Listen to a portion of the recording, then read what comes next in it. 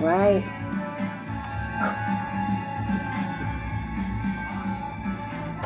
We're back live here at the KSSU studio. This is Desiree DJ DMC. I'm here in the studio with Beto and Mitzi. Hello. Hello. Hello again, everybody. And we are bringing you two entrepreneurs and in the community, as well as what is considered a power couple. A power couple, according to DJ DMC, is a set of people who accomplish goals, support one another, and have continued to do so for a varied length of time without fail. Now, Beto and Mitzi are two people in the community that are not only born and raised here in Sacramento, but have dedicated their lives to the betterment of the Sacramento community through various endeavors as well as commitments. Just before the break, we were talking about the importance of alternative medicine and getting into some of the reasons behind it. And so we're going to pick up where we left off. Right. Yes, please, Beto, share with us how you got to that point of having to make a decision between alternative medicine and the traditional Western medicine, which is generally pills and things like that. So with my injury at work, like I said, I've fractured tailbone and 3 ruptured discs. So I went to a consultation with the doctor. He said, we want to remove your 3 discs. We want to replace them with fake discs and put braces, metal braces in there to hold it together. Oh, in order to do that, we're going to have to cut you open, take all your organs out, saw your bones, put you back together, flip you over, XYZ, right? Oh.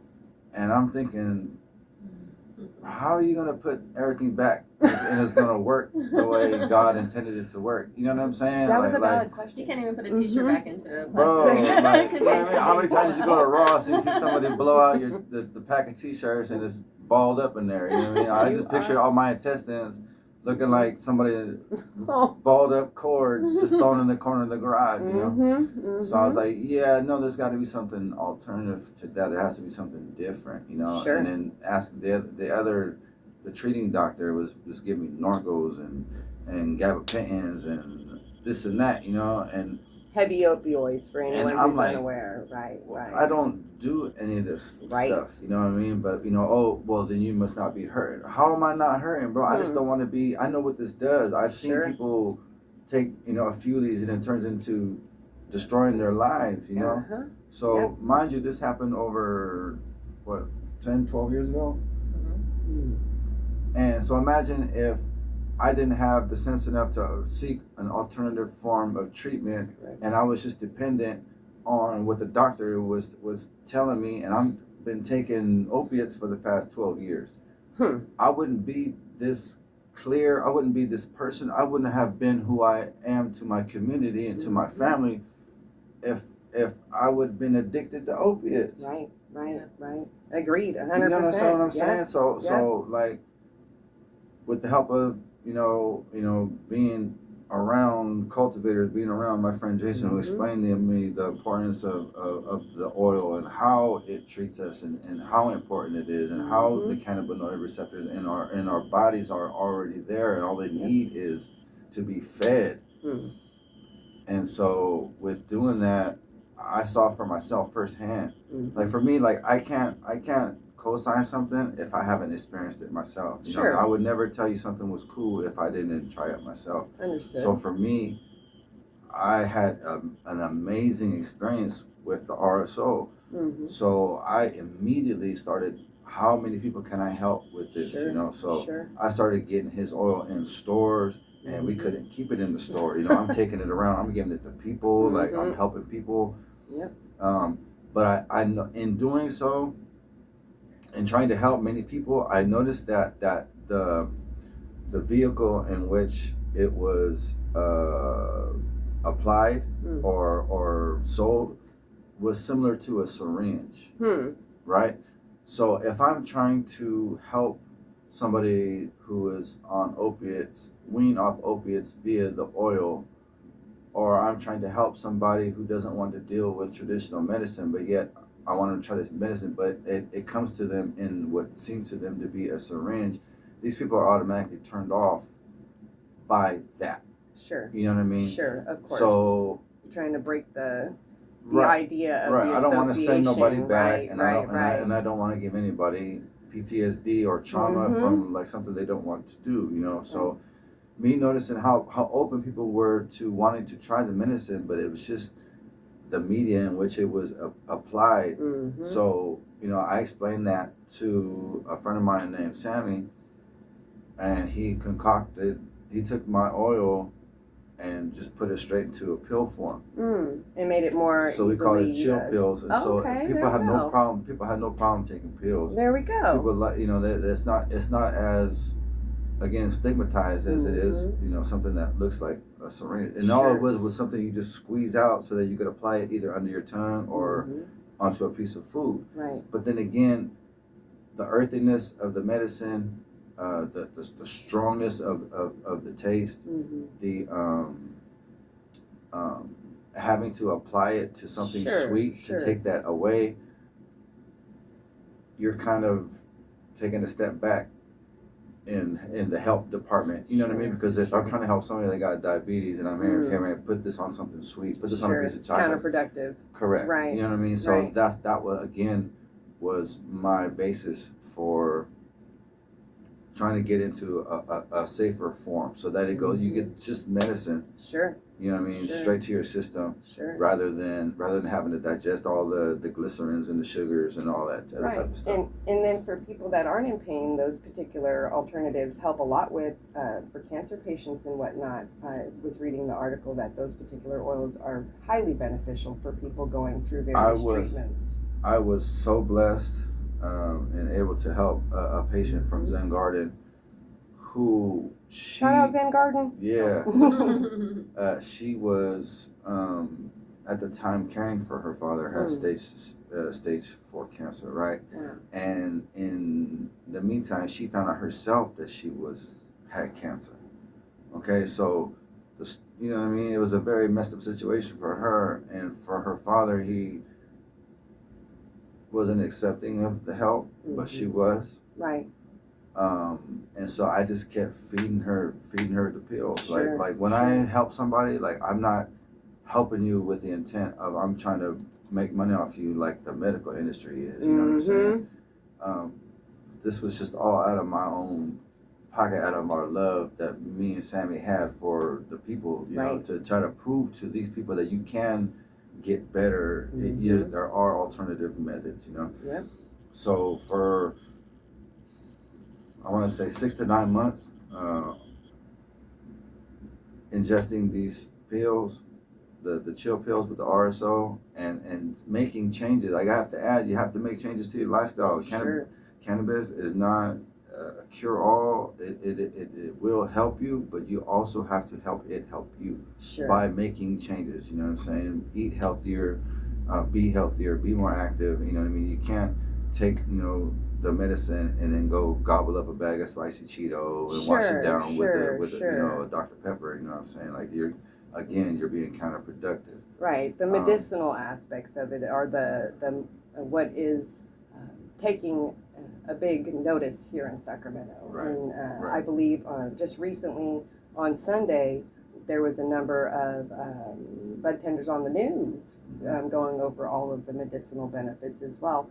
And I love that. I love that you're able to get in and help individuals individually without harming their livers and kidneys. That's so nice. Right. And you know, so after 6 to 9 months of her along ingesting soursop, making personal life choice changes, and ingesting the RSO pills, she came into the shop one day and had the biggest smile on her face, and I haven't seen her smile like that, you know, in a while. And she told me that she just came from the doctor and that she was cancer free. It's beautiful, man. And she gave me the biggest hug. And not only was she cancer free, you know, she was like gonna start this new job, this new opportunity in life, and just wanted to thank me for that, you know. And she continued to come in afterwards. She clean bill of health, and ended up, you know, God bless, getting pregnant. You know, you know. So that's beautiful. God is good. It's that That is what it's all about. That is why I do what I do. I don't do it for people just to get recreational with it, because that's the easy part. That's the easy part. You know what I mean? It's the real work that we're able to do in the community that makes it so gratifying. Absolutely. You know? Like to see, like I get older people who are in so much pain, and now they're able to feel better, and they're able to sleep, they're able to rest, and they come in and they're more active in their lives. You know, people who haven't slept in a long time, they can't sleep. You know, they got things running through their mind. Believe me, I know what that's like. You know, again, you know, the RSO pills, they take them, and you know, it's a good night. You know, and we customize them. You know, we can make them. You know, just purely CBD, CBG, you know, however you want, whatever component you want for your special thing, you know, we special concoct them and we provide them, and it's just all about doing God's work through the medicine, you know what I mean? Like it can, just showing them that it can be done if you can do it. If I can do it with minimal means, there's no way that corporations with billions can't do it. Exactly. They just won't. And that's the biggest thing, is that they won't, because of the money issue. You know, unfortunately. And thank you so much for sharing that sorry, with me. No, please. That's beautiful. I understand completely. And for anyone out there able to hear us here at 916 RUN, I said in the very beginning of the start of my podcast, DJ DMC cares about your mental health, your emotional health, your physical health, your spiritual health, and that includes what you're ingesting, what you're allowing yourself to ingest, what you're potentially going to put in your viewership for medicines when you graduate and start taking your health into your own hands if you haven't already. Here at the campus, I know Sac State offers an on-site hospital, but a lot of our college graduates don't really know that you don't have to necessarily always take what's prescribed. Get a second opinion and try other things first that are more natural to the body and natural to the mind, 100%. And you'll thank yourself later. And Beto and Miss Missy are a testament to that and to the strength of alternative medicine in that regard. When I first met my wife, you know, she didn't participate, you know what I mean? And I did. Since I was 8. You know, I was molested when I was 8. After that, I couldn't sleep. You know what I mean? So I would like hit myself in the face, bang my head on the wall, trying to sleep. You know what I mean? I couldn't sleep at night. But when I was like around like my grandma, you know, I see like, you know, my uncles would come over and they'd burn or whatever, and I would notice my uncles nod out with that thing in their hand. You know what I mean? I was like, oh, I want to do that. So I one night, you know, and when grandma was knocked out, I went in her stash, grabbed a couple of doobies, and I went to, ironically, the corner of Harding and had it out, West El Camino. There was a gas station on the corner. Went on that roof, did my thing, went back to grandma's house, ate a whole box of cereal. Oh my goodness. Passed out on the ground, you know what I mean? But the first time I slept in a long time. I woke up to a butt whipping because, you know, I had the milk out, ate all the cereal, a couple of doobies missing, you know what I'm saying? But I slept, and it was my first understanding of what that does, you know? Sure. And now, in my life, it's come full circle because, you know, the original Zen Garden is right there across the street from where I first had my experience with the medicinal aspect, which I didn't understand at the time was a medicinal thing. You know what I mean? So. And that's amazing. It's been an amazing journey for me, especially within that community, the Gardenland community, because it's been traditionally such a organic area of Sacramento, you know. And it's right there. Where exactly is it again? 2201 Northgate Boulevard. 2201 Northgate. Boulevard, yep. Okay. And we just opened one in the south area, right there, 7909 Bruceville Road. 7909 Bruceville Road. Correct. I'll be sure to put that in the YouTube, which will be out this evening by around 6 or 7 o'clock. Thank you so much for introducing those two wonderful locations to us here at the KSSU studio. I was really loving the photography. How would I be able to get a hold of you guys for that? You can reach me on IG at That's Him Brand, THATSHIMBRAND, and let me know what you're looking for, and I'll let you know what it's gonna be like. Wonderful, thank you so much. And then the tamales. Oh, tamales, at 916PYT on Instagram, and you can order them directly from us. If you're in the downtown Sacramento area, you can go to Bumble Bear Coffee, 7th and K, right behind the alley there. They're located there, and they serve our tamales there as well. So. Oh wow! What was the name of it again? Bumble Bear Coffee. Shout out to them. Bumble Bear Coffee. Bumble Bear. They do great work in the community. They're a local minority woman-owned business. Awesome. All the money that they make, it goes back to helping people who are the victims of violent crime. Wow. We all kind of bonded through that experience, unfortunately. So, but with that, we have such a strong desire to do bigger and better things and to help people. So, us just coming together is just the universe again, doing this magic. So, and shout out to Bumble Bear. Shout out to Bumble Bear. Bumble Bear Coffee. Bumble Bear Coffee. I said it loud. Bumble Bear Coffee. So and just like that, poof. It's 3 o'clock, y'all. No way. I know, right? It went by so fast. I didn't even get to my toes on OnlyFans part. Next time, y'all. So, on another show. Turn the page. There we go. I love it. And so, yes, be sure to be looking forward to more information from Beto and Mitzi. Thank you so much, both of you, for being on live with me. Well, thanks for having us. Yes, at the KSSU studio.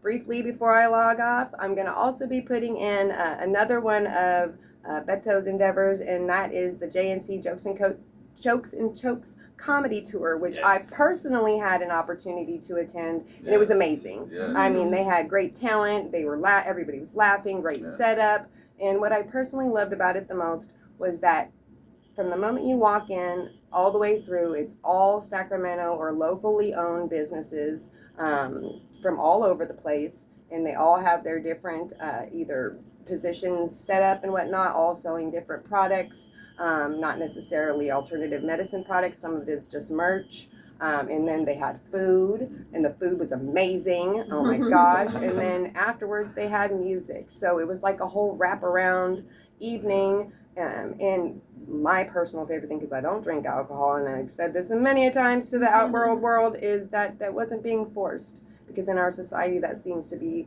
what people think is the only thing that gets you to have a good time. Right. And Beto and Mitzi are sure living proof that that's just not true. So you can have a great time. Thank you to my partner in Joke and Choke Comedy, Michael Calvin, Javon Whitlock, for helping bringing me to that comedy world, so that we're able to do bigger and better things. And actually, we're trying to bring this whole thing, the bingo and the Joke and Choke Comedy, we're trying to take it to a casino near you, man. So watch out, man. Okay. So, you know what I mean? So we're moving and grooving, man. We're noticing that things are changing in that little climate, and we think we have something viable that they need, and watch out, man. Watch out, everybody. And I know for sure I will definitely be posting the next show. Thank you very much. Of course. May 3rd, There it is. Yep.